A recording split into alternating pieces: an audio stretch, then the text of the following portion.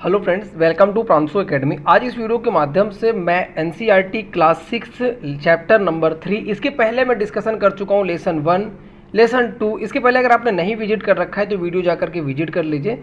और आज हम लेसन 3 डिस्कशन करेंगे, पृथ्वी की गतियाँ। एक धीरे धीरे करके एक एक चैप्टर को कवर करते जाएंगे और उसकी क्वेश्चन विथ क्वेश्चन आंसर क्योंकि मैं देख रहा हूँ एनसीईआरटी एग्जाम किसी भी एग्जामिनेशन में सेम टू सेम क्वेश्चन देखने को मुझे मिला है। खासकर मैं बात करूँ बीपीएससी का हाल ही एग्जाम चला और बीपीएससी के एग्जाम में मुझे सेम टू सेम डिक्टो क्वेश्चन जो क्लास 6 के एनसीईआरटी जियोग्राफी में लेसन में है वही सेम टू सेम कई ऐसे क्वेश्चन मुझे देखने को मिले जो एग्जामिनेटर बुक से उठा ले रहा है। वीडियो को शुरू करते हैं। जैसा कि आप जानते हैं कि पृथ्वी की दो गतियां होती है। पृथ्वी की दो गतियां होती है, घूर्णन और परिभ्रमण। अब घूर्णन क्या होता है?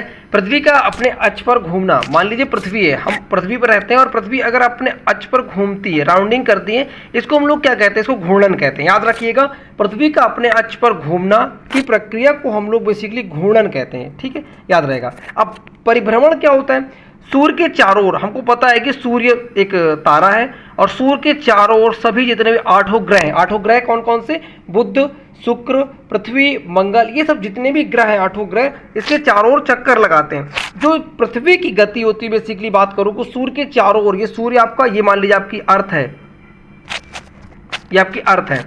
अर्थ इसके चारों ओर जो चक्कर लगाती है बेसिकली उसको हम क्या कहते हैं? परिभ्रमण कहते हैं। मुझे लगता है कि मैंने दोनों वर्ड को क्लियर कर दिया। घूर्णन क्या होती है? पृथ्वी का अपने अक्ष पर घूमना घूर्णन है। और परिभ्रमण क्या होता है? सूर्य के चारों ओर जो है पृथ्वी की जो गति होती है वो बेसिकली उसकी परिभ्रमण कहलाती है। ये चीज मुझे लगता है कॉन्सेप्ट क्लियर हो गया होगा। अब मैं आपसे आगे डिस्कशन करूंगा। आगे दे रखा आपका पृथ्वी का अक्ष एक काल्पनिक रेखा है। मैंने आपको पहले भी इसके दूसरे लेसन में डिस्कशन किया था कि जो पृथ्वी का अक्ष होता है वो बेसिकली काल्पनिक रेखा है और पृथ्वी के बीच में कोई ऐसा, जो ग्लोब के बीच में कोई ऐसा अक्ष बेसिकली जो काल्पनिक रेखा नहीं है, यानी कि एक कोई रियल रेखा नहीं है, काल्पनिक रेखा एक माना जाता है कि काल्पनिक रेखा है जो इसके कक्षीय सतह से 66.5 अंश का कोण बनाती है। आपको याद रखना चाहिए कितना अंश का कोण बनाती है? 66.5 अंश का। कैसे? आपने देखा होगा कि ये देखिए चित्र, ये फिगर को अगर आप देखेंगे, विजिट करेंगे तो आपका कॉन्सेप्ट क्लियर हो जाएगा। हमारी जो पृथ्वी वो है वो बेसिकली 66.5 डिग्री अंश पर जो है झुकी हुई है, यानी कि उत्तर ध्रुव पर इस तरह से झुकी हुई है। आगे चलते हैं। ठीक है, 23.5 अंश झुकी हुई है, यानी कि अब 23.5 अंश झुकेगी तो 66.5 अंश का कोण बनाती है। दोनों में थोड़ा डिफरेंस समझिएगा। 23.5 अंश झुकी है और 66.5 अंश का नीचे कोण बनाती है, क्योंकि हमको पता है कि 90 डिग्री होता है अगर एक लाइन खड़ी हो और एक लंबवत लाइन हो, एक लाइन पड़ी हुई हो और एक लंबवत लाइन हो। पृथ्वी, आगे चलते हैं। वह समतल जो कक्ष के द्वारा बनाया जाता है उसको कक्षीय समतल कहते हैं। आपसे ये लग रहा होगा कि इसमें क्या खास है, लेकिन हाँ, बहुत से ऐसे ऑप्शन आपसे क्वेश्चन पूछ सकता है कक्षीय समतल क्या होता है। ऑप्शन दे देगा, वह समतल जो कक्ष के द्वारा बनाया गया हो, वह समतल जो सूर्य के द्वारा बनाया गया, वह समतल जो पृथ्वी के द्वारा बनाया, इस तरह से ऑप्शन दे देगा। आप कंफ्यूज हो जाएगा और गलत होता है। बहुत बारीक क्वेश्चन एनसीईआरटी ऐसे बनाता है चैप्टर से, बहुत ध्यान से पढ़िएगा। अगर आप ना समझ में तो एक बार और विजिट कर लीजिएगा। पृथ्वी सूर्य से प्रकाश प्राप्त करती है। पृथ्वी का आकार गोले के समान है, इसलिए एक समय में सिर्फ इसके आधे भाग पर ही सूर्य की रोशनी प्राप्त होती है। पता है हमको ये चीज़ें कि सूर्य के आधे भाग में रोशनी प्राप्त होती है। जहाँ रोशनी प्राप्त होती है यानी पूरे वर्ल्ड में, वहाँ पे उन देशों में क्या होता है? दिन होता है। जहाँ पे रोशनी नहीं प्राप्त होती सूर्य की, वहाँ पे क्या होता है? बेसिकली रात होती है। ठीक है, आगे चलते हैं। सूर्य की ओर वाले भाग में दिन होता है और दूसरे भाग में रात होता है। ग्लोब पर, याद रखिएगा ये चीज़ याद रखिएगा कि ग्लोब पर आपका वह वृत्त जो दिन रात का विभाजन करता है, जो दिन और रात का डिवाइडेशन करता है, इस फिगर को तो विजिट करिए। इस फिगर को जब आप विजिट करेंगे, ये देखिए, ये दिन और रात का विभाजन करता है। ये यहाँ से ये लाइन है, यहाँ पे दिख रही है आपकी। ये लाइन क्या करती है कि ये लाइन जो है दिन और रात का डिवाइडेशन करती है। इस लाइन के माध्यम से आप कह सकते हैं कि यहाँ से क्या होता है, यहाँ इस भाग में, आधे भाग में इनका सूर्य का यानी कि दिन होता है और आधे भाग में क्या होता है? रात होती है। इस चीज़ को क्लियर समझ सकते हैं। ये लाइन बगल में दिख रही है आपको, ये लाइन क्या करती है? डिवाइडेशन करती है और ये आपका उत्तरी ध्रुव है। मैं इसकी PDF Pranshu academy Telegram channel पर डाल दूंगा। चैप्टर वाइज डाल रहा हूँ, आप जरूर देख लीजिएगा। कुछ चीज़ें चैप्टर से अपनी बुक से आप एक बार पढ़ लोगे, एक बार आप वीडियो विजिट कर लोगे, दूसरी बार आप अगर पीडीएफ से एक बार देख लोगे तो आपका पूरा कॉन्सेप्ट अच्छे से क्लियर हो जाएगा। आगे चलते हैं। अब आगे आगे देखा है कि पृथ्वी अपने अक्ष पर एक चक्कर 24 घंटे में लगाती है। आपसे ये क्वेश्चन पूछ सकता है कि पृथ्वी अपने अक्ष में कितने घंटे में एक चक्कर लगाती है? 24 आवर्स में एक चक्कर को कंप्लीट करती है। घूर्णन के समय काल को पृथ्वी दिन कहा जाता है। जो घूर्णन के समय काल होता है उसको बेसिकली हम लोग दिन कहते हैं। पृथ्वी की गति दैनिक गति है। पृथ्वी की गति क्या होती है? बेसिकली दैनिक गति। दैनिक गति कैसे है? यानी कि एक 24 घंटे में वो अपनी गति को कंप्लीट करती है। कौन? पृथ्वी। आगे चलते हैं। मुझे लगता है कि इस पैरा को मैंने क्लियर कर दिया और आगे विजिट करते हैं। ये चीज़ मैंने आपसे पहले डिस्कशन कर चुका हूँ कि अब देखें ये आपका क्या है। बेसिकली हो सकता है इसमें थोड़ा क्लियर ना दिख रहा हो, थोड़ा सा समझने का प्रयास करिएगा। पीडीएफ पे जाके विजिट कर लीजिएगा। ये आपकी कर्क रेखा है, ठीक है। ये आपकी कर्क रेखा है, ये आपका विषुववृत्त है और नीचे आप आएंगे यहाँ पे ये मकर रेखा है, ठीक है। ये आपका उत्तरी ध्रुव है, ये आपका यहाँ पे दक्षिणी ध्रुव है, ठीक है। पृथ्वी का कक्षीय समतल ये जो कोण बन रहा है बेसिकली ये आपका कितना होता है? 66.5 डिग्री होता है। क्यों? क्योंकि पृथ्वी जो होती है बेसिकली 23.5 डिग्री का झुकाव है। 23.5 डिग्री झुकाव हो जाता है तो ये आपका उत्तरी ध्रुव बन जाता है। उत्तर पूर्व दिशा में आपका उत्तरी ध्रुव जाता है, बीच में आता है, इसलिए बेसिकली ये 66.5 डिग्री का कोण बनाता है। आपको पता होना चाहिए कि पृथ्वी अपने अक्ष से कितना झुकाव रखती है, तो ये आपको पता होना चाहिए। मैंने बहुत अच्छे से क्लियर करने का प्रयास किया है। अब नेक्स्ट पेज पे चलते हैं। अगर पृथ्वी घूर्णन नहीं करे तो क्या होगा? घूर्णन नहीं करेगी तो आप बताइए क्या होगा? क्या होगा भाई? दिन और रात नहीं होगी। अगर एक जगह स्थिर हो जाएगी, दिन है तो दिन रहेगा, रात है तो रात रहेगी। सूर्य के तरफ वाले भाग वाले पृथ्वी के भाग में हमेशा दिन रहेगा। वही चीज़ मैंने क्लियर कर दी कि दिन जहाँ पे स्थिर हो जाएगी वहीं दिन है तो दिन ही रहेगा, रात है तो रात ही रह जाएगी, ठीक है। आगे पृथ्वी की दूसरी गति सूर्य के चारों ओर कक्ष में होती है, जिसे हम परिक्रमण कहते हैं। पृथ्वी की दूसरी गति जो सूर्य के चारों ओर होती है बेसिकली उसको हम लोग क्या कहते हैं? परिक्रमण कहते हैं। ये चीज़ मैं पहले भी डिस्कशन कर चुका हूँ, वही सेम लाइन को उन्होंने रिपीट कर दिया। पृथ्वी एक वर्ष में जो अब देखिए समझिए, पृथ्वी एक वर्ष में अपने परिभ्रमण को कंप्लीट करती है, ठीक है। कितना समय लगता है? याद रखेंगे 365 दिन का पूरा समय लेती है, ठीक है। 365 सही 1/4। 1/4 क्या है बेसिकली? यानी 365 दिन तो पूरे दिन लगते हैं। 1/4 का मतलब एक दिन का चौथाई हिस्सा। एक दिन में होते हैं 24 घंटे, यानी कि एग्जैक्ट अगर बात की तो 5 घंटे, एग्जैक्ट 5 घंटे कुछ टाइम है, लेकिन 6 घंटे के आस राउंड फिगर पे, इसलिए 1/4 कह रखा है, यानी 6 घंटे। वही 6 घंटे जब बढ़ते हैं तो 4 सालें बना देते, 6 चौको 24 घंटे और एक दिन बढ़ जाता है। वही को हम लीप ईयर्स के नाम से जानते हैं, ठीक है। अब हम देखते हैं यहाँ पे इस चित्र को थोड़ा डिस्कशन करते हैं। चलिए 21 जून को उत्तरी गोलार्ध सूर्य की तरफ झुका होता है। सूर्य की किरणें कर्क रेखा में सीधी पड़ती हैं। अभी आपको याद रखना है कि 21 देखो, अब अगर आपसे पूछे क्वेश्चन बनता है भाई, पूछता है क्वेश्चन उत्तरी गोलार्ध में उत्तरी गोलार्ध का सबसे बड़ा दिन कौन सा होता है? आपको पता होना चाहिए 21 जून। 21 जून जो होता है बेसिकली उत्तरी गोलार्ध का सबसे बड़ा दिन होता है, ठीक है। आगे मैं आपको बताऊंगा दक्षिणी गोलार्ध का सबसे बड़ा दिन कौन सा होता है। इसके परिणाम स्वरूप इन क्षेत्रों में अधिक ऊष्मा प्राप्त होती है, ध्रुवों के पास वाले क्षेत्रों में कम ऊष्मा प्राप्त होती है। ध्यान से समझिएगा, कर्क रेखा जब सीधी पड़ती है क्या होता है? इसमें अधिक ऊष्मा प्राप्त होती है, ठीक है। ध्रुवों के पास वाले क्षेत्रों में कम ऊष्मा प्राप्त होती है क्योंकि वहां सूर्य की किरणें तिरछी पड़ती है। आपसे क्वेश्चन पूछेगा कि ध्रुवों के पास वाले क्षेत्रों में ऊष्मा ज़्यादा प्राप्त होती है कम, इस तरह करके क्वेश्चन बना सकता है, ठीक है। तो चीज़ें एक एक चीज़ को बहुत अच्छे से समझते जाइए। भले वीडियो थोड़ा लंबा चला जाए, 2 बार देखना पड़े, 3 बार देखना पड़े, लेकिन अच्छे से इसको कॉन्सेप्ट को क्लियर करके चलना है, क्योंकि सूर्य की किरणें वहाँ तिरछी पड़ती है। उत्तर ध्रुव सूर्य की तरफ झुका होता है और उत्तरी ध्रुव रेखा के बाद वाले भाग पर लगभग 6 महीने तक लगातार दिन रहता है। चूंकि उत्तरी गोलार्ध के बहुत बड़े भाग में सूर्य की रोशनी प्राप्त होती है, इसलिए विषुववृत्त के उत्तरी भाग में गर्मी का मौसम होता है। 21 जून इन क्षेत्रों का सबसे लंबा दिन होता है, वही चीज़ रिपीट हो गई। और सबसे छोटा दिन बेसिकली सबसे छोटी रात होती है, यानी कि 21 जून का दिन जो होता है पूरे वर्ष के दिनों में सबसे लंबा होता है और रात जो होती है बेसिकली सबसे छोटी होती है। इस प्रक्रिया को हम लोग क्या कहते हैं, ये पता होना चाहिए आपको, उत्तर अयतनात कहते हैं, ठीक है। ये चीज, इस प्रक्रिया को हम लोग कहते हैं उत्तर अयतनांत कहते हैं, ठीक है। अब चलेंगे हम लोग, देखिए समझते हैं, इस चित्र में समझते हैं थोड़ा सा। ये बेसिकली आपके सामने एक चित्र है, ठीक है। अब हम यहाँ देखेंगे, ये आपका सूर्य है और सूर्य बेसिकली आप देख सकते हैं जब जिसकी जब परिक्रमा करता है, यानी उसकी चक्कर लगाता है पृथ्वी, तो उत्तरी ध्रुव पर जब होता है, यानी कि उत्तरी ध्रुव पर जब पहुँचता है तो ये क्या होता है, सबसे बड़ा दिन, यानी यहाँ 21 जून को होता है ये, ठीक है। यहाँ पे क्या होता है, सबसे ज़्यादा उत्तरी गोलार्ध में गर्मी पड़ती है और दक्षिणी गोलार्ध में क्या, जब उत्तरी गोलार्ध सबसे ज़्यादा गर्मी पड़ेगी, पीडीएफ पे लीजिए क्लियर हो जाएगा, शायद थोड़ा क्लियर ना दिख पा रहा हो तो मैनेज करिएगा। उत्तरी गोलार्ध सबसे ज़्यादा गर्मी पड़ेगी और दक्षिणी गोलार्ध में सबसे ज़्यादा जो है ठंड पड़ती है, ठीक है। उत्तरी गोलार्ध में अगर गर्मी होगी तो दक्षिणी गोलार्ध में क्या होगी, शीत ऋतु यानी जाड़ा होगी, ठीक है। आगे चलते हैं, अब यहाँ से चक्कर कंप्लीट करेगा, आगे बढ़ेगा, यहाँ आएगा, ठीक है। यहाँ की बात करो तो विषु यानी 23 सितंबर को हम लोग जून के बाद 23 सितंबर जब आ जाएगा, 23 सितंबर को बेसिकली क्या होता है, ये बसंत ऋतु पर विषु पर होता है, जो आपका होता है इस पर क्या होता है कि चक्कर लगाएगा। ठीक है, उसके बाद हम जैसे आगे बढ़ेंगे तो आपको पड़ेगा दक्षिणी गोलार्ध में। अगर दक्षिणी गोलार्ध में गर्मी पड़ेगी तो अगर दक्षिणी गोलार्ध में गर्मी है तो उत्तरी गोलार्ध में क्या होगी, ठंडी होगी। और ये बेसिकली होगा 22 दिसंबर। इस प्रक्रिया को हम लोग क्या कहते हैं, दक्षिण आयतनांत कहते हैं। ठीक है, इस प्रक्रिया को हम लोग क्या कहते हैं, दक्षिण आयतनांत कहते हैं। ठीक है, उसके बाद आगे बढ़ेंगे तो आगे का विषु पहुंचेगा, बसंत विषु। देखिए ये आपका बसंत विषु है और ये आपका शरद विषु है। ठीक है, 21 मार्च को क्या होता है, वसंत विषु होता है।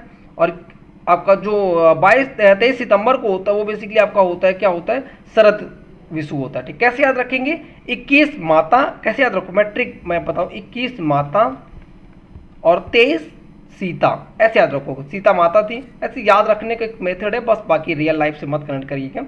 21 का मतलब 21 मार्च, 23 का मतलब 23 सितंबर। मार्च में क्या होता है, देखिए बसंत ऋतु आती है, इसी फरवरी मार्च के आसपास बसंत का मौसम रहता है, याद रखेंगे बसंत ऋतु। और 23 में सितंबर में क्या होता है, ठंडी आना शुरू हो जाती है हल्की, तो शरद का मौसम चलता रहता है। ऐसे आप याद रख सकते हैं। आपको और बेहतर तरीका आपके पास हो तो आप उससे भी याद रख सकते हैं। ठीक है, आगे चलते हैं।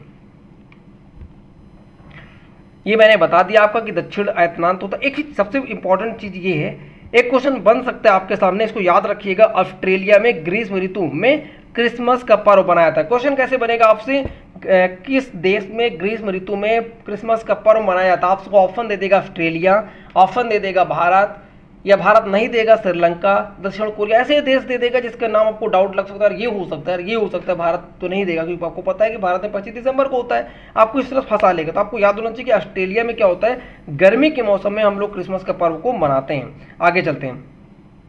21 मार्च की चीज मैं पूरा बता चुका, विषु के बारे में मैंने बहुत अच्छे से आपसे डिस्कशन मैं कर चुका हूँ पिक्चर में। आगे चलते हैं आपसे, मैं एक एक चीज को बहुत अच्छे से क्लियर करने का प्रयास कर रहा हूँ। 23 सितंबर वाली बात मैंने डिस्कशन कर ली, 21 मार्च को मैंने डिस्कशन कर ली, पूरी चीज़ों को मैंने क्लियर कर दिया है। आगे हम चलेंगे, अब नेक्स्ट पेज पे विजिट करते हैं। और नेक्स्ट पेज में हमारा बेसिकली क्या है, क्वेश्चन आंसर। इतनी इस चैप्टर की थ्योरी थी, क्वेश्चन आंसर को हम लोग डिस्कशन करेंगे। क्वेश्चन आंसर के साथ साथ क्वेश्चन आंसर को बहुत अच्छे से देखते चले जाएंगे, क्योंकि कई ऐसे क्वेश्चन आपको मैं दिखाऊंगा भी। TRE 1, TRE 2 बीपीएससी के, TRE 3 जो पेपर लीक हुआ है, पेपर फिर होगा, इन सब में सेम टू सेम डिक्टो क्वेश्चन आपको देखने को मिलेगा, जो उठा के सीधे NCERT के जो ऑब्जेक्टिव क्वेश्चन है उससे उठा के बना लिया, या फिर इन द ब्लैंक्स वाले क्वेश्चन उससे उठा के बना लिया, तो आपको देखने को मिलेगा।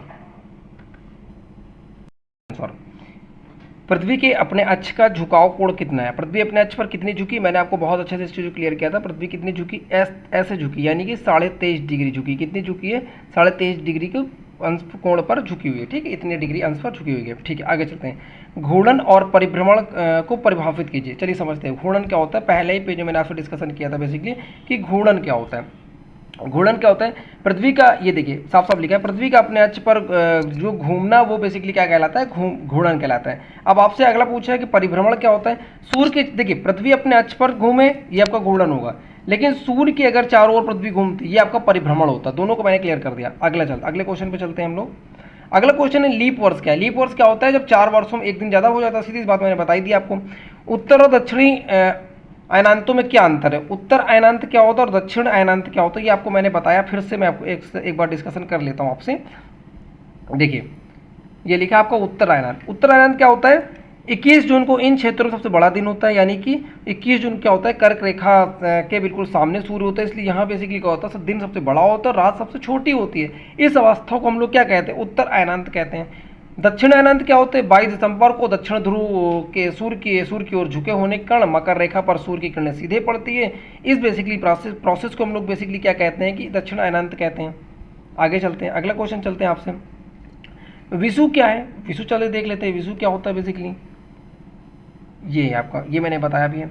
21 मार्च और 23 दिसंबर को, ये लिखा है 21 मार्च और 23 दिसंबर को क्या होता है कि को सूर्य की किरणें विषुवत वृत्त पर सीधी पड़ती हैं। इन दोनों दिन देखिए 21 जून को सीधी पड़ती है कर्क रेखा के सामने, और उसके बाद मकर रेखा के सामने कब पड़ती है, 22 दिसंबर को। 21 मार्च और 23 सितंबर, थोड़ा याद रखिएगा, चीज़ें बहुत अच्छे से याद होगी। मैंने एक चीज विषु की ट्रिक भी बताई आपको। सूर्य की किरणें विषुवत वृत्त पर सीधी पड़ती, इस अवस्था में कोई भी ध्रुव सूर्य की ओर नहीं झुका होता है। ठीक, याद रखिएगा, कोई भी ध्रुव झुकता नहीं है। इसमें क्या होता है बेसिकली, दिन और रात बराबर होते हैं। इसको बेसिकली हम लोग विषु कहते हैं। एक बसंत विषु, एक शरद विषु क्या होता है, मैंने वीडियो में डिस्कशन कर रखा है आपसे चैप्टर में। अगला क्वेश्चन क्या आपका, दक्षिणी गोलार्ध में उत्तरी गोलार्ध की अपेक्षा उत्तर दक्षिण अयनांत अलग अलग समय होता है, क्यों? दक्षिण गोलार्ध में समय अंतर यानी क्वेश्चन का कहने का मतलब क्या है, फिर से पढ़ते हैं। क्वेश्चन ये कह रहा है आपसे, इरेज कर लेते हैं। क्वेश्चन आपसे कह रहा है कि दक्षिणी गोलार्ध में उत्तरी गोलार्ध की अपेक्षा दक्षिण गोलार्ध का अयनांत अलग अलग समय क्यों होता है। देखिए चलिए डिस्कशन करते हैं। ये वही चीज पूरा दक्षिण अयनांत और उत्तर अयनांत के बारे में डिस्कशन कर रहा है। अलग अलग समय क्यों होता है, जब सूर्य उत्तरी गोलार्ध में होगा तो जब अगर उत्तरी गोलार्ध में दिन है तो वहां पर रात होगी, यहाँ पे रात है तो वहां दिन होगी, ये अलग अलग समय होता है, ठीक है। अगला क्वेश्चन, ध्रुवों पर लगभग 6 महीने दिन और 6 महीने रात होती है, ऐसा क्यों होता है, ये दे रखा है।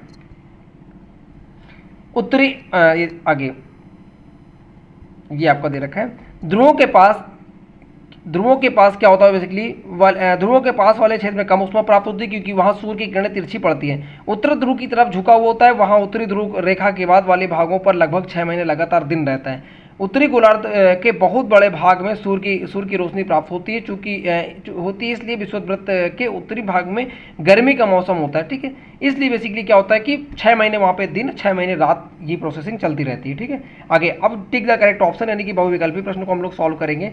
आपको आ भी जाएगा, क्वेश्चन आ रहा होगा। पृथ्वी की सूर्य के चारों ओर की गति, पृथ्वी की सूर्य के चारों ओर गति क्या कहलाता है, आप खुद अगर आपको आता होगा मन में खुद आंसर बताइए कि क्या होता है। परिभ्रमण कहलाता है। अपने अक्ष पर गति घूर्णन कहलाता है। सूर्य की सीधी रेखा किरणें विषुववृत्त पर किस दिन सीधी पड़ती है, किस दिन सीधी पड़ती है मेरे भाई, विषुववृत्त पर किस दिन सीधी रेखा पड़ती है। देखिए चलते हैं इस पर डिस्कशन करते हैं। विषुववृत्त पे कहाँ कब सीधी पड़ती है, आपको ये देख लिखा होगा।